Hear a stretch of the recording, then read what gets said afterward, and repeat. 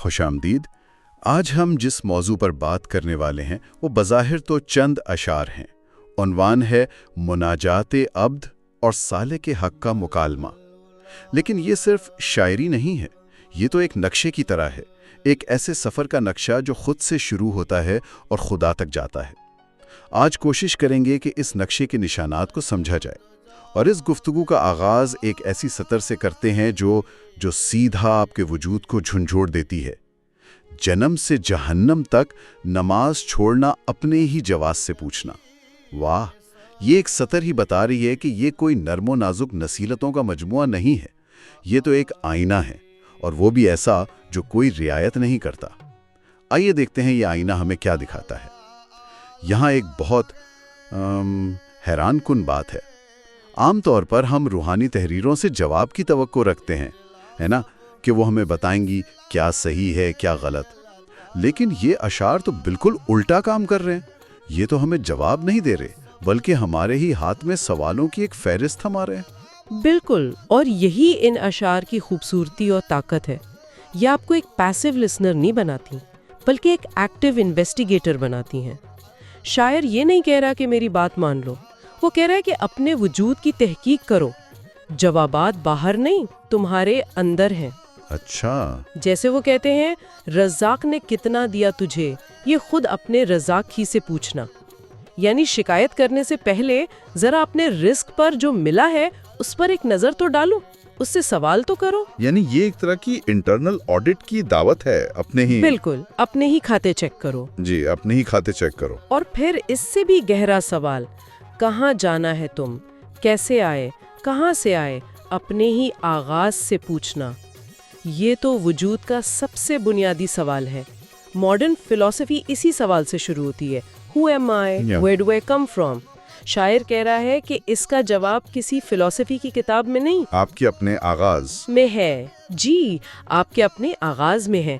اپنی ابتدا پر غور کرو تو انتہا سمجھ میں آ جائے گی۔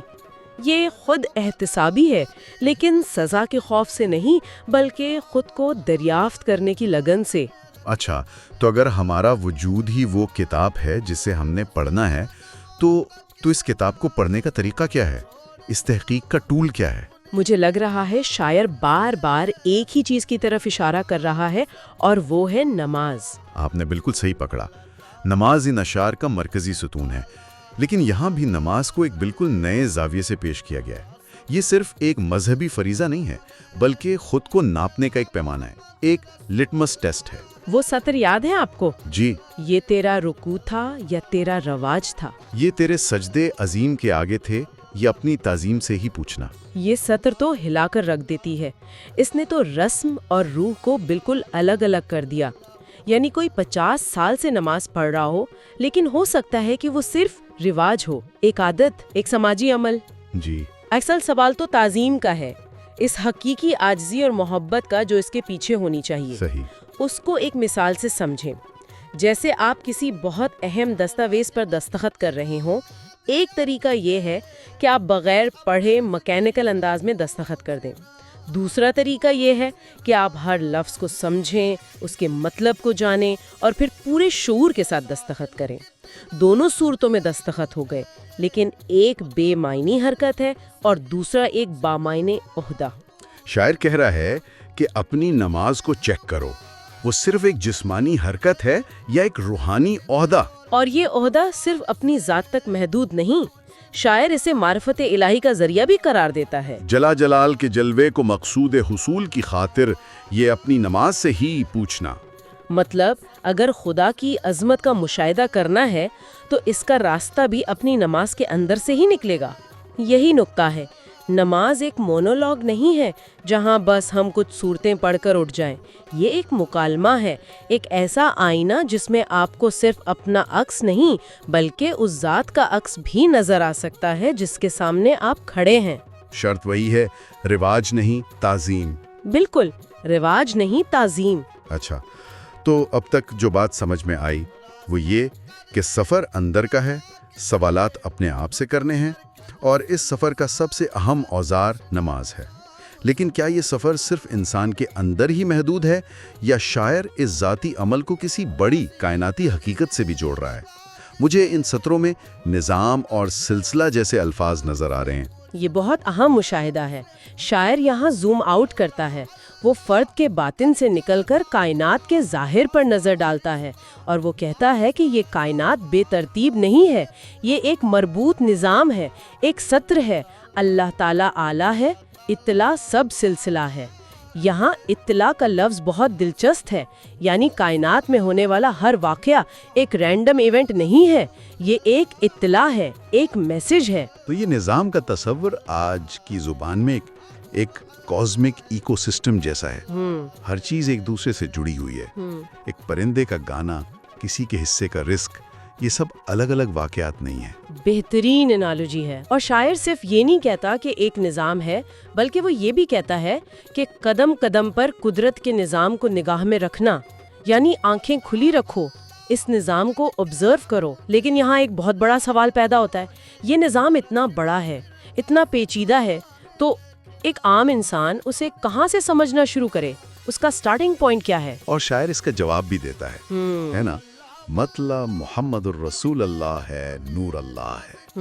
مطلب کا مطلب ہے طلوع ہونے کی جگہ یا کسی نظم کا پہلا شعر۔ تو اس کائناتی نظم کا پہلا شعر، اس کا نقطۂ آغاز ذات رسالت مآب صلی اللہ علیہ وسلم۔ بالکل، یہ ایک پیراڈائم شفٹ ہے۔ شاعر نے ذاتی بندگی کو ایک آفاقی حقیقت سے جوڑ دیا ہے۔ وہ کہہ رہا ہے کہ اگر تم اس کائنات کے آپریٹنگ سسٹم کو سمجھنا چاہتے ہو تو اس کا یوزر مینیول ذات محمدی صلی اللہ علیہ وسلم ہے۔ جب تک آپ اس مطلب کو نہیں سمجھتے، باقی کائنات ایک پہیلی ہی رہے گی۔ اسی لیے آگے چل کر کہا گیا، چرند پرند صبح و شام محمد کو سلام، اللہ کے کلام ہو یہ خوب تم سمجھنا۔ جی، یہ اس بات پر زور دیتا ہے کہ اس نظام میں صرف انسان ہی نہیں، ہر مخلوق اپنے طریقے سے شریک ہے اور اسی مرکزی نقطے سے جڑی ہوئی ہے۔ یہ سب سننے میں بہت خوبصورت اور متاثر کن لگتا ہے، لیکن یہ بہت ایبسٹریکٹ بھی ہے۔ ایک عام انسان کے لیے جو روزمرہ کی زندگی میں الجھا ہوا ہے، اس کا عملی مطلب کیا ہے؟ کیا شاعر کوئی ٹھوس پہلا قدم بھی بتاتا ہے، یا یہ سب صرف فلسفہ ہی ہے؟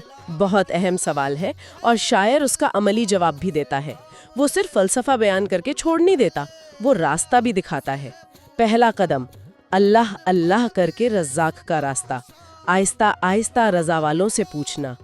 اس ایک سطر میں دو بہت گہری باتیں ہیں۔ پہلی یہ کہ راستہ خود بنانے کی کوشش نہ کرو، اسے پوچھنا پڑے گا۔ جی، رہنمائی حاصل کرو، ایگو کو ایک طرف رکھ کر کسی جاننے والے سے مدد مانگو۔ اور دوسری بات یہ کہ کس سے پوچھنا ہے؟ ہر کسی سے نہیں، بلکہ رضا والوں سے، یعنی وہ لوگ جو اللہ کی رضا پر راضی ہو چکے ہیں، جو اس راستے پر چل چکے ہیں۔ یہ تو صحبت کی اہمیت پر بہت بڑا زور ہے۔ Exactly, a good mentor is step 1۔ اور دوسرا قدم ہے باطن کی درستی۔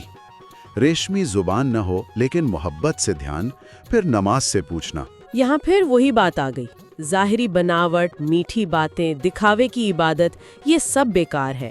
اصل چیز باطن کی کیفیت ہے، یعنی محبت۔ اور اس محبت کی سچائی کو پرکھنے کا پیمانہ پھر وہی نماز ہے۔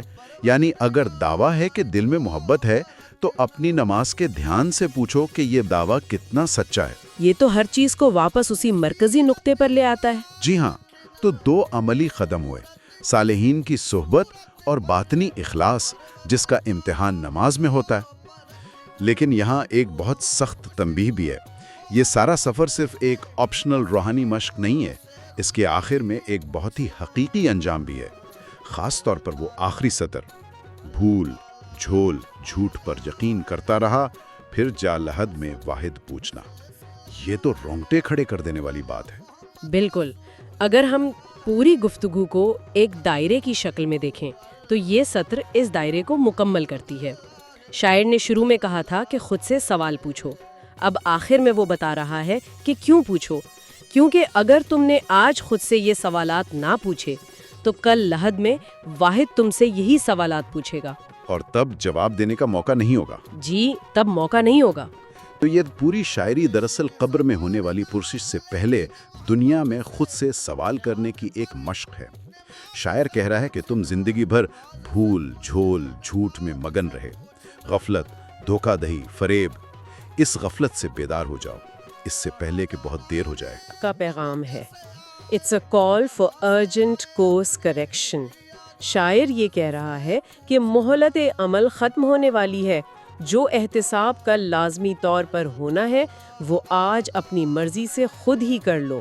اس سے بڑی خیر خواہی اور کیا ہو سکتی ہے؟ تو اگر ہم اس ساری گفتگو کو سمیٹیں، ہم نے ایک پورا سفر طے کیا ہے.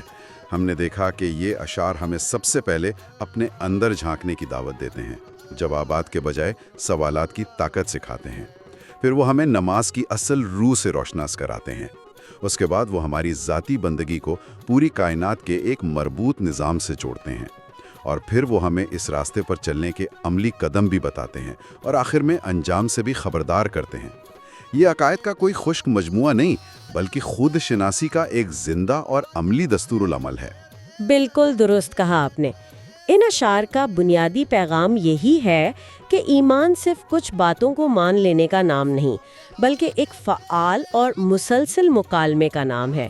اور یہ مکالمہ سب سے پہلے انسان کا اپنے آپ سے ہوتا ہے، اپنے رزق سے، اپنے آغاز سے، اپنی نماز سے، اپنی تعظیم سے. جب انسان پوری ایمانداری سے خود سے یہ سوالات پوچھنا شروع کرتا ہے تو پھر جوابات اس کے اپنے وجود کے اندر سے پھوٹنا شروع ہو جاتے ہیں. وہ خود شناسی سے خدا شناسی تک پہنچ جاتا ہے. اور جاتے جاتے سامعین کے لیے ایک آخری سوچ. یہ اشعار بار بار ہمیں اپنی نماز، اپنے آغاز اور اپنے اعمال سے سوال کرنے کو کہتے ہیں. کیا ہو اگر ایمان کا سب سے گہرا عمل تمام جوابات کا حامل ہونا نہیں، بلکہ ہر روز خود سے صحیح سوالات پوچھنا سیکھنا ہو؟